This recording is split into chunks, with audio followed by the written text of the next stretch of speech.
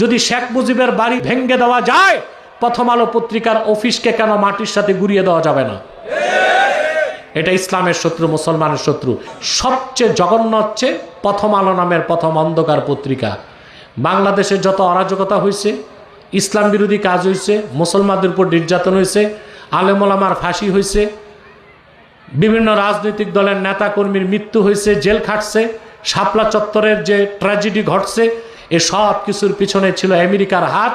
আর আমেরিকার সিআইএর দালাল হচ্ছে প্রথম আলো পত্রিকা। আপনারা 1/11-এর ঘটনা শুনছেন না? 1/11-এর ঘটনা না ঘটলে ফেসিবাদ আসতে পারত? কথা বলেন। 1/11-এর ঘটনা আসলো, যারা বসলো 16 বছর তারা চুষে গেল দেশকে। শাপলা চত্বরে কত মানুষ মারছে জানেন? 3000 মানুষ। কত? সব আলেম আর মাদ্রাসার ছাত্র। খালেদা জিয়াকে ট্রিটমেন্ট ছাড়া তিল তিল করে মৃত্যুর পথে ঠেলে দিল। তারেক রহমানকে 16 বছর দেশে আসতে দেয় নাই। আলেমদেরকে ফাঁসিতে ঝুলালো, মাদ্রাসার ছাত্রদের নির্যাতন করলো, নিপীড়ন করলো, জঙ্গি নাটক সাজিয়ে কত তৌহিদি মুসলমানকে পাখির মতো গুলি করে হত্যা করলো। এসব কিছুর পিছনে দায়ী ছিল 1/11-এর ঘটনা।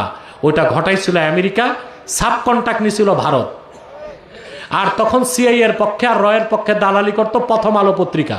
তাহলে এই পত্রিকা বাংলাদেশে চলতে পারে?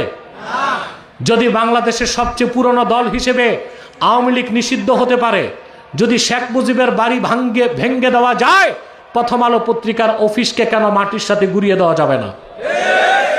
এটা ইসলামের শত্রু, মুসলমানের শত্রু। এই পত্রিকা ধরবেন না, কিনবেন না, বেচবেন না, মনে থাকবে? প্রিয় ভাইরা, তাদেরকে অর্থনৈতিক সহযোগিতা করবেন না। করেন? জি করেন।